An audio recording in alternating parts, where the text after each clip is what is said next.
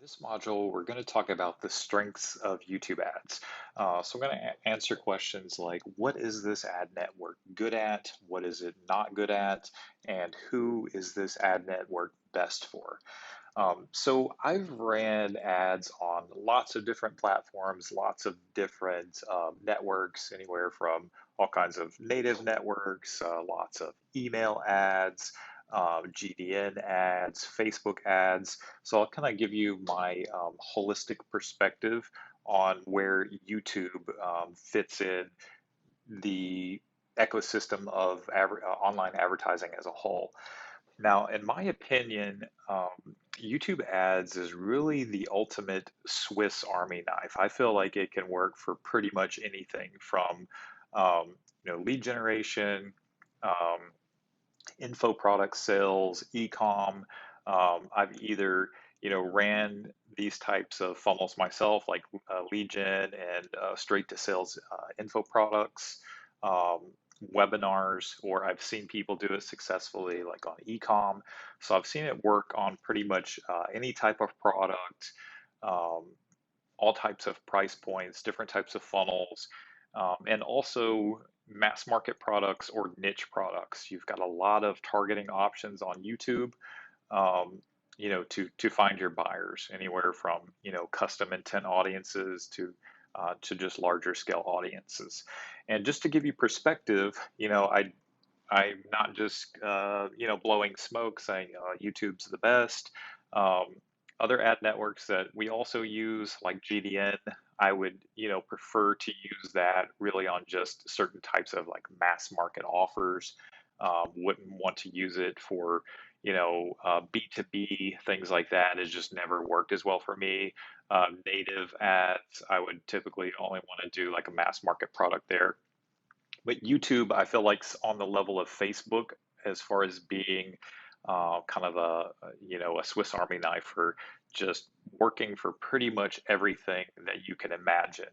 Um, so if I had to say, what is the ad network not good at, kind of just, in contrast to that, the only thing I would say, or who it would not work for, is people who just don't want to focus on the process of coming up with good video creative and being able to split test that, right? So if you're kind of dead set against that, like, oh, I just don't want to, I don't want to mess with, video ads. It's just too overwhelming, which, that's a big part of this course is we want to make that process easier for you. But I understand there's a lot of people out there, just the process of creating a video ad, they're intimidated by it. They don't want to get started.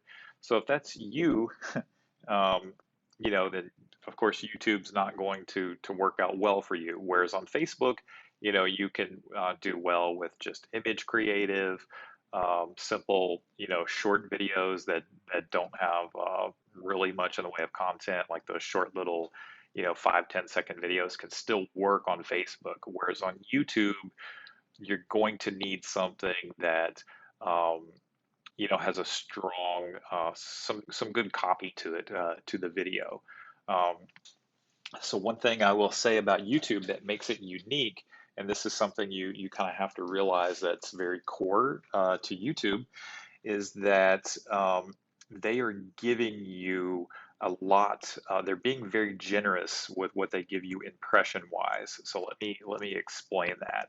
So back in the early days of online advertising, really the only way to pay for an ad was by impressions, right? So you might strike a deal with someone who has a website and you want to put your banner, over on the right-hand column, and maybe the website owner could guarantee you your banner is going to get viewed by a certain amount of people, right? And then Google comes along and introduces CPC, which was a game changer in that, hey, you're only paying for people who engage, right? So um, they're doing something more generous for the advertiser, right? So they're saying we're not going to charge you for people who are not interested in your ad.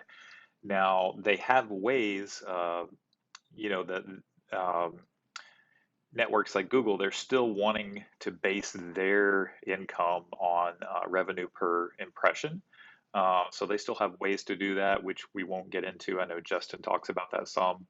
But I just want to set up this idea that on YouTube, they've kind of taken that even further, right? Because um, after the first 5 seconds of your ad, the user can choose to skip.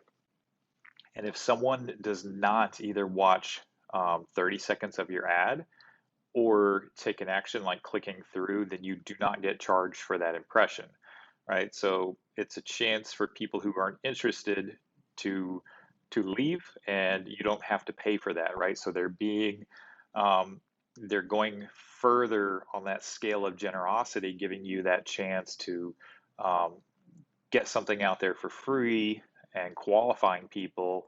And if they're not interested, you don't get charged. Versus, let's say, like a native ad or a display ad where you can't really do that much or say that much in the banner. You can just kind of get their curiosity, right? And they click, and then it's onto your advertorial, but you've already paid for the click. Versus a YouTube ad, you've had all that chance that they've kind of loaded up front to give you that value as an advertiser.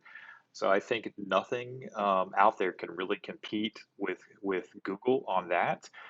So there's a lot of value and strength in the ad network there. And I like the fact that YouTube is disruptive. So let me just explain that. So um, if you compare it to Facebook ads, let's say you're playing a video on Facebook, a user actually has to choose to engage with it before they're going to be, hearing any sound or anything from the video. Versus on YouTube, boom, you're in their face with your messaging. You've got that chance to kind of suck that user down the rabbit hole of your funnel to captivate them, and then they can choose to skip. So I like the fact that you have that opportunity to disrupt the user, but still the user can decide to move on. Whereas with ad networks like Facebook, the user has to actually make that first move to choose to kind of engage with the sound of your video. So I think I've heard it said that YouTube is like radio in that way. Like people are listening, they're listening, boom, the ad comes on, and they kind of have to listen to it. So it helps a lot with reach. And back to the thing about being charged for impressions.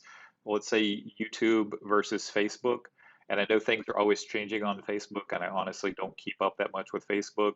But last time I heard, a video view was counted as like 3 seconds, and that's maybe not even engaging with the sound, so you're being charged for that.